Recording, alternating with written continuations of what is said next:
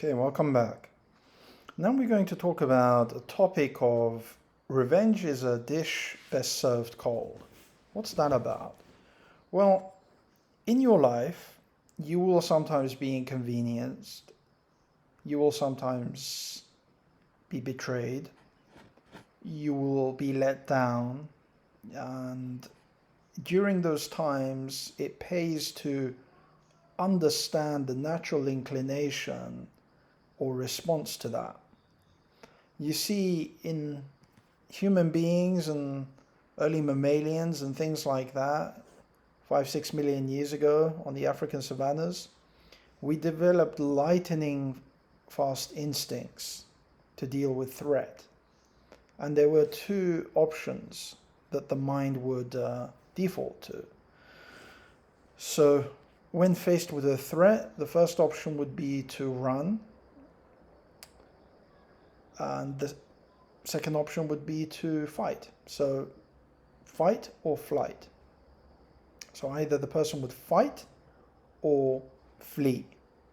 Those are the two possible responses when you're faced with a threat or uncertainty or something that is just troubling the mind. And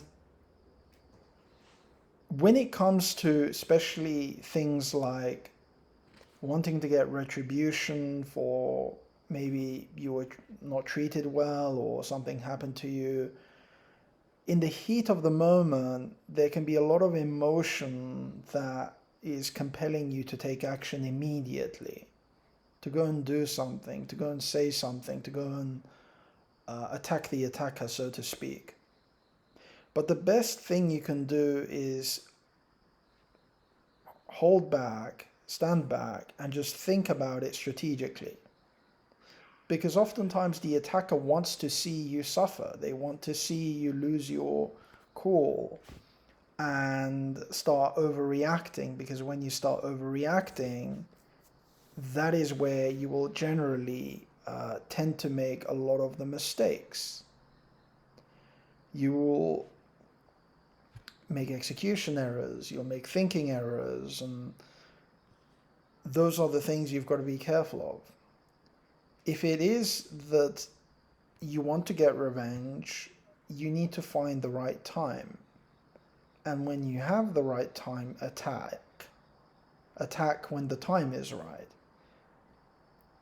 Because if you don't get the timing right, you can end up doing a lot of damage to yourself as well. Emotion is highly counterproductive when it is running too high.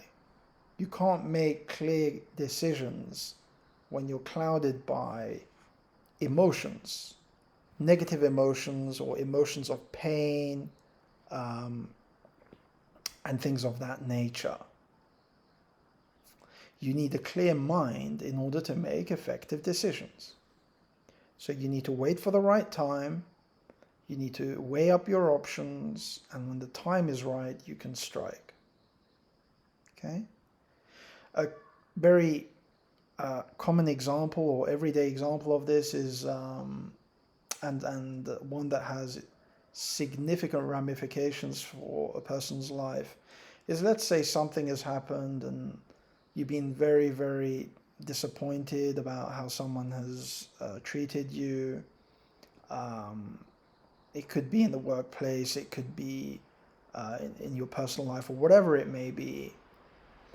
And immediately then you decide that now is the time that you're going to go and do something. Well, for example, you decide to pursue legal action or something like that. And in those moments when you're not thinking clearly, you're going to make errors. And it's extremely important, especially with things of that nature, that you weigh up the risks.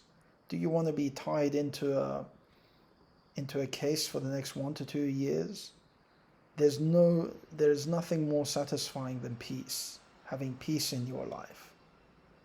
That should be the ultimate goal of any sophisticated human being, is to be living in peace. And if you're not at peace, then trying to find a way to get there would be the best solution. Because when you're at peace, you don't have these other issues bothering you and messing up your thinking and causing you trouble and anxiety in your life. Okay? So I hope you enjoyed this one and look forward to the next one. Cheers.